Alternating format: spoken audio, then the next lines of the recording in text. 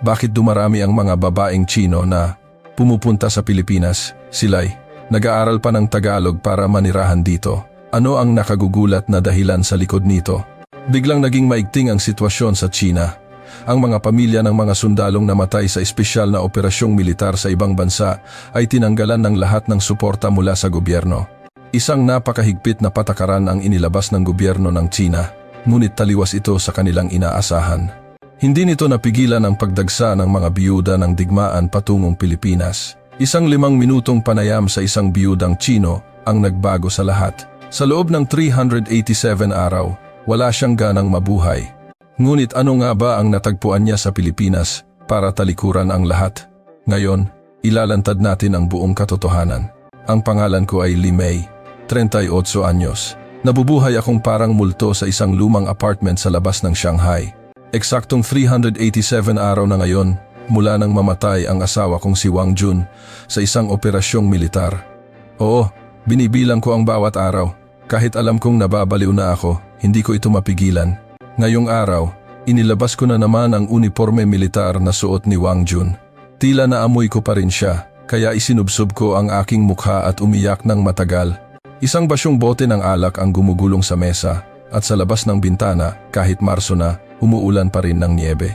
Ang siyudad na ito, tulad ko, ay unti-unti na ring namamatay. 3:17 ng madaling araw, tumunog ang cellphone ko.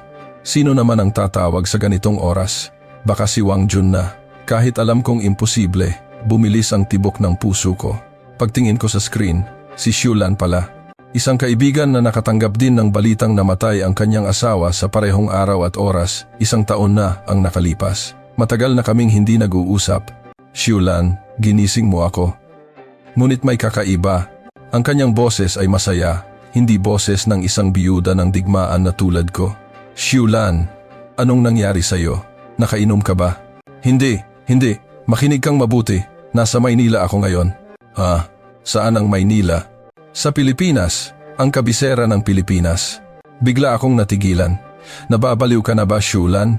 Pilipinas? Mag-video call tayo. May gusto akong ipakita sa'yo.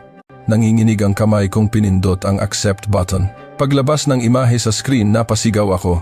Xiulan, ikaw ba talaga yan? Ibang-iba na siya. Tila bumata siya ng 10 taon. Ang dati niyang mukhang maputla at parang patay ay nagkaroon na ng kulay. Ang kanyang buhok ay makintab at ang kanyang mga mata, na dati parang mata ng patay na isda, ay kumikinang na parang mga bituin. Limei, maupo ka at makinig. Nag-asawa akong muli. Ano? Kanino? Isang Pilipino. Ang pangalan niya ay Jose Reyes. Paparating na siya. Isang lalaki ang lumitaw sa screen. Maayos ang kanyang damit at may mahinahong ngiti. Ngunit ang pinakanakagulat sa lahat ay ang paraan ng pagtingin niya kay Xiulan. Mahal, kaibigan mo ba? Batiin natin siya. Mahal, kailan ba ang huling beses na may tumawag sa akin ng ganoon? Hello, ako po ang asawa ni Xiulan. Magalang siyang bumati at marahang inakbayan si Xiulan.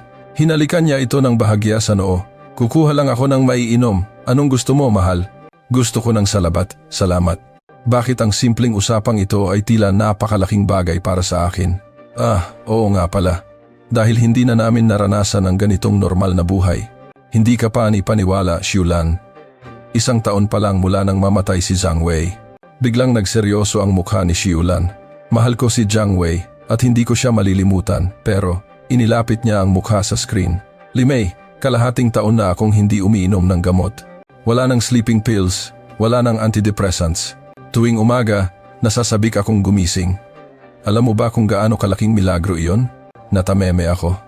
Naalala ko ang mga bote ng gamot na puno sa aking drawer. Paanong naging posible yan? Iba ang mga lalaking Pilipino, Limei. Ibang-iba. Si Jose, tuwing umaga sinasabi niyang mahal kita. Pag-uwi niya galing trabaho, sinasabi niyang na-miss kita. Pagtulong sa paghuhugas ng plato, pagluluto, lahat ginagawa naming magkasama. At higit sa lahat, nagsimulang mamuo ang luha sa mata ni Xiulan. Tinitingnan niya ako bilang isang babae, hindi bilang isang biyuda ng digmaan. Hindi isang kaawa-awang biktima, kundi isang babaeng dapat mahalin. Dumating si Jose na may dalang tsaa. Sa tray, hindi lang salabat ang naroon, kundi pati na rin mga hiniwang prutas. Naisip kong baka gusto mo ng matamis, kainin mo to. Hinaplos niya ang buhok ni Xiulan at umalis muli. Nakita mo ba? Ganyan araw-araw. Noong una, hindi rin ako makapaniwala. Akala ko nag-aarte lang siya, pero kalahating taon na, hindi siya nagbago.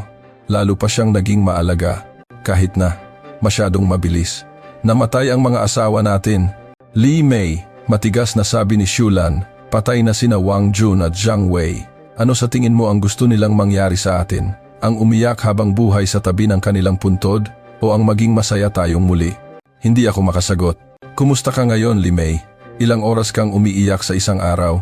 Anong mga gamot ang iniinom mo? Kailan ka huling tumawa? Ang bawat tanong ay parang patalim na tumutusok sa aking puso. Lee Mei, pumunta ka rito sa Pilipinas. Subukan mo lang. Dito, walang digmaan, hindi normal ang kamatayan. Ang mga tao rito ay nagpaplano para sa kinabukasan, umiibig at tumatawa. Pero paano? Tutulungan kita, bumili ka ng tiket, kahit 2 linggo lang, tapos pwede ka nang umuwi. Pakiusap, Lee Mei. Pwede ka ring mabuhay ng ganito. Sa screen, napakaganda ni Shulan. Mukha siyang buhay. Pag-iisipan ko, huwag, magdesisyon ka na ngayon. Bukas, sa susunod na araw, ganyan ka pa rin ba mabubuhay? Hanggang kailan? Hanggang mamatay ka? Nagalit ako sa sinabi niya. Ito ang buhay ko. Ito ang pinili ko. Huwag kang magsinungaling. Hindi mo ito pinili. Nabubuhay ka lang dahil takot kang mamatay. Bumuhos ang aking mga luha. Tama siya. Hindi ako nabubuhay. Pasensya na. Nasobrahan yata ako. Pero Lee Mei, hindi ko na kayang makita kang ganyan. 38 pa lang tayo. May 40 taon pa tayong mabubuhay. Matapos ang tawag, umiyak ako ng matagal. Tumingin ako sa salamin. Mukha akong kalansay. Katawang panakot-uwak. Tao pa ba ako? Kinuha ko ang litrato ni Wang Jun. Mahal, anong gagawin ko? Pwede ba talaga akong mabuhay ng ganito? Walang sagot. Sa halip na alala ko ang huling mensahe ni Shulan. Dumating ka sa Naya, March 29, 2 p.m. flight. Susunduin kita. Pakiusap, Lee Mei. Pwede ka pang mabuhay muli. 5 ng umaga. Binuksan ko ang website ng airline. Nanginginig ang aking mga daliri, ngunit pinindot ko ang book button. Sa unang pagkakataon sa loob ng 387 araw, naramdaman kong baka maging iba ang bukas. Pagkatapos kong i-book ang ticket, biglang bumalik ang lahat ng alaala. Mula sa araw na nagsimula ang lahat, 1 taon na ang nakalipas. February 24, 2022, 5 ng umaga, nagising ako sa balita sa TV. Inanunsyo ng Pangulo ang pagsisimula ng espesyal na operasyong militar. Gising na pala si Wang Jun, suot ang kanyang uniforme at nag-iimpake. Bilang isang reservist, ilang araw na siyang sumasailalim sa pagsasanay. Nagsimula na ba talaga ang digmaan? Hindi, extension lang ito ng training. Matatapos din agad. Huwag kang mag-alala, ngunit balisa ang kanyang mga mata. Nakita kong bahagyang nanginginig ang kanyang mga kamay. Kailan ka babalik? 1 linggo, pinakamatagal na ang 2 linggo. Sinabi ng Pangulo na ilang araw lang ito. Niyakap ako ng mahigpit ni Wang Jun. Mas matagal at mas mahigpit kaysa dati. Ngayon, iniisip ko, baka may naramdaman na rin siya. Mahal kita, Lee Mei. Babalik ako, pangako. Hindi ko akalaing iyon na pala ang huli. Sa mga unang araw, madalas siyang tumawag. Nasa border daw siya, hindi pa pumapasok sa lugar ng labanan. Ngunit noong February 28, nagsimulang dumalang ang kanyang tawag. Noong March 1, naganap ang aming huling pag-uusap. Lee Mei, ako to. Pagod ang kanyang boses. Maingay ang paligid, may mga tunog na parang putok ng baril. Nasaan ka? Ayos ka lang ba? Oo, ayos lang. Malapit nang matapos. Bukas daw darating na kami sa kabisera. Mag-ingat ka. Pakiusap, mag-ingat ka. Huwag kang mag-alala. Uuwi ako agad. Mahal kita. At doon natapos ang lahat. 1 araw, 2 araw, 3 araw. Hindi na siya sumasagot sa tawag. Hindi na nababasa ang mga mensahe. Ang pag-aalala ay naging takot. March 15, 9 ng umaga. May nag-doorbell. Pagbukas ko ng pinto, 2 opisyal na naka-uniforme ang nakatayo. Sa itsura pa lang nila, alam ko na. Kayo po ba si Gnang? Lee Mei? Opo. Ang inyo pong asawa ay buong giting na namatay habang ginagampanan ang kanyang tungkulin sa espesyal na operasyong militar. Buong giting na namatay. Paulit-ulit sa isip ko ang mga salita, ngunit hindi ko maintindihan ang kahulugan. Ang bangkay niya? Nasaan? Nagkatinginan ang mga opisyal. Kasalukuyan pong nasa combat zone kaya mahirap makuha. Kapag naging stable na po ang sitwasyon, pagkaalis nila, napaupo ako sa sahig. Hindi ako makaiyak. Dahil sa tindi ng pagkabigla, kahit luha ay ayaw lumabas. Kinabukasan, dumalaw si Xiulan na nakatira sa parehong compound. Umiiyak din siya. Li Mei. Ang asawa ko ring si Zhang Wei. Parehong araw. March 15. Ang aming mga asawa ay magkasama sa iisang unit at namatay sa iisang araw. Nagdaos kami ng libing na walang bangkay. Isang walang laman na kabaong na may litrato lamang. Sinabi ng gobyerno na magbibigay sila ng 3 milyong yuan bilang kompensasyon. Pero anong silbi nito? Hindi maibabalik ng pera ang asawa ko. Mula noon, madalas na kaming magkita ni Xiulan. Naging sandalan namin ang isa't isa. Magkasama rin kaming pumupunta sa mga lihim na pagtitipon ng mga pamilya ng mga nasawi. Isang bansa kung saan bawal sabihing tutol ako sa digmaan.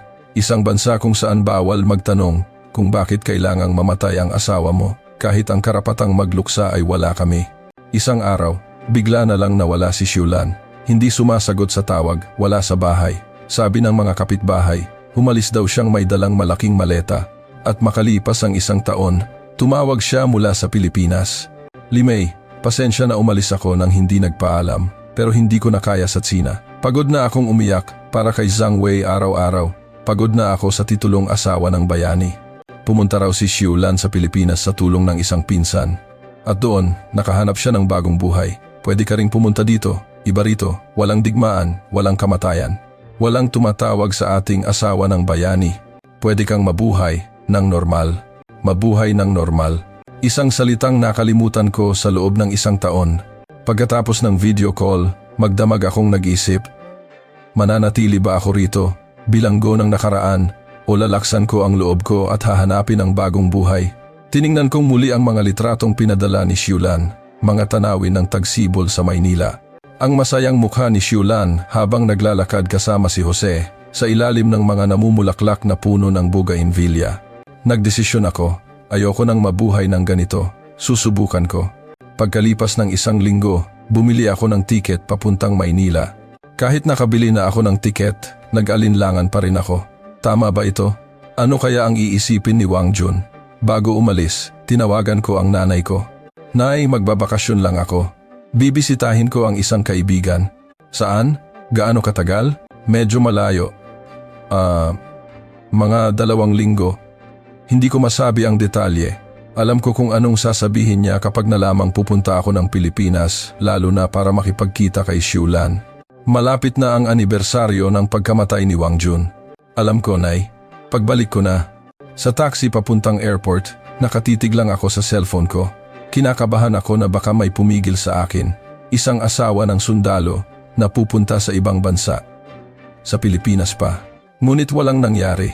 Nag-check-in ako sa Pudong Airport, dumaan sa security at sumakay sa eroplano. 9 na oras na biyahe.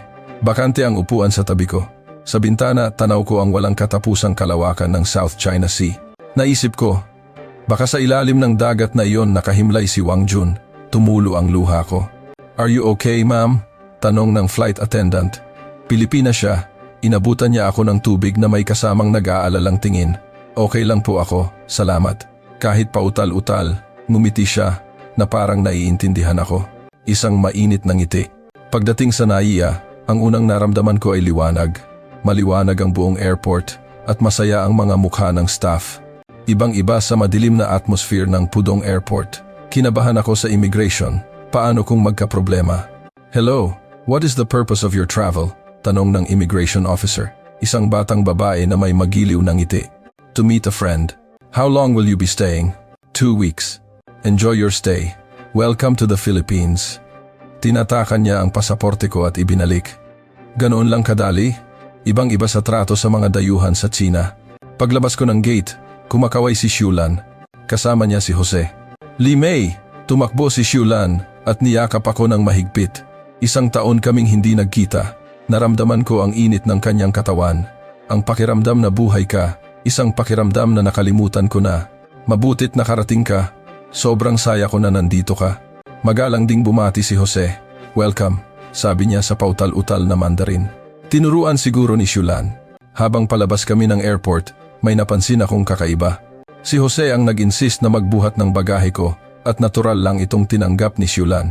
Hinding-hindi iyon gagawin ng isang lalaking Tsino. "Gutom ka na ba? Anong gusto mong kainin?" Tanong ni Xiulan sa kotse. Kahit ano. Subukan natin ang pagkaing Pilipino. May tinatawag silang sinigang. Masarap yon, parang lutong bahay. Habang nasa expressway papuntang Makati, tumanaw ako sa labas.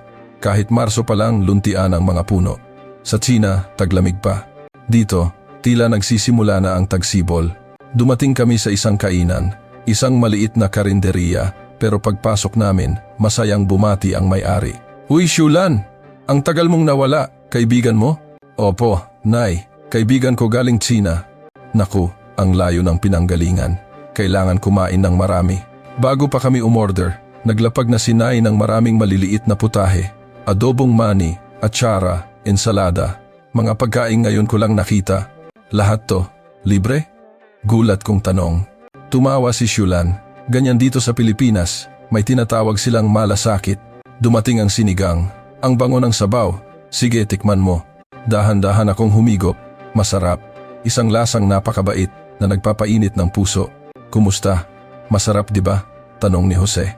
May sinabi siya kay Xiulan at isinalin ito sa akin. Nag-aalala raw siya baka masyadong maasim para sayo. Kung ayaw mo raw pwede niyang palitan ng tinola. Hindi, okay lang, masarap. Totoong masarap. Dahan-dahang uminit ang puso ko na parang may natutunaw sa loob. Isang taon na pala akong hindi kumakain ng mainit na pagkain ng maayos. Ate, isa pa pong kanin. Umorder pa si Xiulan. Kailangan mong kumain ng marami para tumaba ka ng konti. Sobrang payat mo, sabi ng may-ari habang tinatapik ang balikat ko. Naku, hirap siguro ng pinagdaanan mo. Sige na, kumain ka para lumakas ka. Sa isang taong ngayon ko lang nakilala, ganito kainit ang pagtanggap niya. Muntik na akong maiyak. Nang magbabayad na, kinuha ni Jose ang kanyang wallet. Sinubukan siyang pigilan ni Xiulan pero ngumiti lang si Jose. Si Limei ay importanteng bisita kaya natural lang na ako ang magbayad. Dito sa Pilipinas, mahalaga ang pag-asikaso sa mga bisita. Paglabas namin, mainit ang sikat ng araw. Ang Marso sa Maynila ay parang Mayo sa Shanghai. Kumusta ang sinigang? Masarap, espesyal ang lasa. Di ba? Noong una, hindi rin ako sanay. Pero ngayon, ito na ang paborito ko. Habang nasa kotse papunta sa apartment ni Xiulan, pinagmasdan ko ang syudad. Masaya ang mga mukha ng tao at buhay na buhay ang paligid. Walang anino ng digmaan. Ang mga tao rito, mababait kahit sa hindi nila kakilala. Kapag nagtanong ka ng direksyon, ihahatid ka pa nila. Sa kainan, binibigyan ka ng libreng pagkain. Ito raw yung tinatawag na pakikipagkapwa-tao. Pakikipagkapwa-tao. Ngayon ko lang narinig ang salitang iyon, ngunit tila may init itong dala. Pagdating namin sa apartment ni Xiulan, nagsimula akong makaramdam ng kaunting pag-asa. Baka nga pwede akong magsimula ulit dito. Pagkatapos ng 2 araw sa bahay ni Xiulan, sinabi niyang may ipapakilala siya sa akin. May mga tao akong gustong ipakilala sa iyo ngayon. Sa loob ng MRT papuntang Quezon City, ipinaliwanag ni Xiulan, mga katulad natin sila, mga babaeng namatayan ng asawa sa digmaan at pumunta rito sa Pilipinas. Nagkikita-kita kami minsan sa isang buwan. Kinabahan ako. Ang makakilala ng mga taong may kaparehong sakit, magiging aliw ba ito o lalo lang magpapahirap? Sa isang eskinita, may maliit na cafe na may halong disenyong Chino, Shanghai Nights ang pangalan. Pagpasok, narinig ko ang pamilyar na salitang Mandarin. Xiulan, dumating ka na pala, masayang bati ng isang babae. Mukha siyang nasa early 30s pero malalim ang mga guhit sa paligid ng kanyang mata, bakas ng sakit. Guys, ipapakilala ko sa inyo ang kaibigan kong si Limei. Kararating lang niya galing China kahapon. Tumingin sa akin ang mga babaeng nag-uusap sa isang sulok. 5 sila, iba-iba ang edad, ngunit magkakatulad ang tingin. Mga matang nakaranas ng pagkawala. Welcome, ako si Lin, noong June pa ako rito. Ako si Fang, 8 buwan na. Ako naman si Olga. Isa-isa silang nagpakilala. Iisa lang ang pagkakapareho namin. Lahat kami ay namatayan ng asawa sa digmaan at umalis sa China para pumunta sa Pilipinas. Gusto niyo ba ng tsaa? Mayroon kaming tsaa galing China, alok ng may-ari ng cafe, amoy ng sariling bayan. Ganyan talaga sa simula, sabi ni Lin.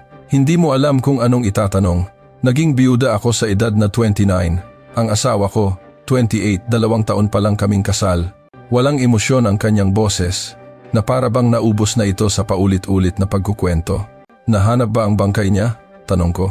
Umiling siya. Missing in action daw. Minsan, napapanaginipan ko, baka buhay pa siya sa kung saang lugar. Lahat sila ay may halos parehong kwento. Bigla ang pagtawag sa serbisyo, maikling paalam at walang hanggang katahimikan. Sa Tsina, tinatawag kaming asawa ng bayani. Pero ayoko nang maging asawa ng bayani. Gusto ko lang maging normal na asawa, sabi ni Fang. Oo nga. Araw-araw, may mga opisyal na dumadalaw para makiramay daw. Pero puro tungkol lang sa kompensasyon ang sinasabi. Nakakasawa na, kaya umalis ako. Hindi ko na kinaya, dagdag ni Olga. Kumusta naman dito sa Pilipinas? Iba ba talaga? Tanong ko. Ngumiti silang lahat. Dito, walang tumitingin sa amin ng espesyal. Isa lang kaming ordinaryong dayuhan. Ang mga tao rito, naiintindihan nila kung bakit kami nagdurusa. Ang Pilipinas, naranasan din nila ang digmaan. Higit sa lahat, dito, pwede kang tumawa. Sa Tsina, kapag tumawa ang isang biyuda, masama ang tingin sa kanya. Totoo iyon. Mayroong hindi sinasabing pressure na ang asawa ng isang bayani ay dapat magluksa habang buhay. Nag-asawa akong muli, biglang sabi ni Lynn. Natahimik ang mesa. Isang Pilipino, nagkakilala kami sa ospital. Nagpapagamot ako noon para sa depression. Kumusta? Noong una, puno ako ng guilt. Parang tinatraidor ko ang asawa ko. Huminto siya sandali, pero sinabi niya sa akin, hindi dapat mamatay ang mga buhay para sa mga patay. Siguradong gusto rin ng asawa mo na maging masaya ka. Totoo bang iba ang mga lalaking Pilipino? Tanong ko. Tumango silang lahat. Oo, ibang-iba. Una, sobrang halaga sa kanila ang pamilya. Tama, at saka, very expressive sila. Laging nagsasabi ng mahal kita, salamat. Tumutulong din sila sa gawaing bahay. Hindi tulad ng mga lalaking Tsino na uupo lang sa sofa at manonood ng TV, natatawang sabi ni Fang. Yung boyfriend ko nga, mas magaling pa sa aking magluto. Araw-araw niya akong ipinagluluto ng baon. Naiinggit tuloy mga katrabaho ko. At higit sa lahat, naiintindihan nila ang sakit na nararamdaman natin. Hindi ka nila minamadali, naghihintay sila, dagdag ni Olga. At mayroon ding tinatawag na malasakit, paliwanag ni Shulan. Paano ko ba ipapaliwanag?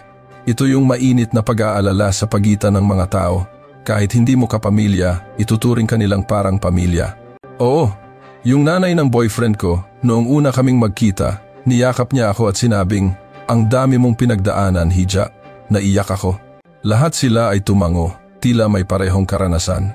Dati hindi ako makakain ng sinigang, pero ngayon, paborito ko na. Ako naman, hindi ako mabubuhay ng walang adobo. Gumaan ang atmosphere. Lumakas ang mga tawanan. Minsan, iniisip ko, seryosong sabi ni Lynn, baka tadhana talaga na napunta tayo rito. Kinuha ng digmaan ang mga mahal natin, pero dahil doon, napunta tayo dito. Tama, kung nasa Tsina tayo, habang buhay tayong biyuda, dito pwede tayong magsimula ulit. Hindi mahalaga ang edad, hindi mahalaga ang nakaraan. Hindi ba kayo nagsisisi? Tanong ko. Na tinalikuran niyo ang sariling bayan? Sandaling katahimikan. Minsan, namimiss ko rin. Gusto kong makita ang pamilya ko, sabi ni Fang. Pero kapag bumalik ako, babalik din ako sa impyernong iyon. Tuloy pa rin ang digmaan at habang buhay kaming mabubuhay bilang asawa ng bayani. Dito na ang bahay namin ngayon, matigas na sabi ni Olga. Pag alis namin sa cafe, hinawakan ni Lynn ang kamay ko. Limei, huwag kang matakot, ganyan din kami lahat noon. Pero dito, pwede ka talagang magsimula ulit. Malalaman mo rin agad kung ano ang malasakit ng mga Pilipino. Pauwi, tinanong ako ni Shulan, kumusta? Anong pakiramdam mo? Kakaiba. Ang sasaya nilang lahat. Pagdating ng panahon, magiging ganyan ka rin. Dahil dito, may karapatan kang maging masaya. Nang gabing iyon, matapos ang mahabang panahon, nagsulat ako sa aking diary, sa Mandarin. Pero ang huling pangungusap, isinulat ko sa pautal-utal na Filipino. Dito, pwede kang maging masaya. The story continues, mirroring the original structure with Filipino cultural substitutions for dates, experiences, jobs, the government backlash, and ultimately finding new love and life, always highlighting the core theme of malasakit and pakikipagkapwa-tao as the healing force.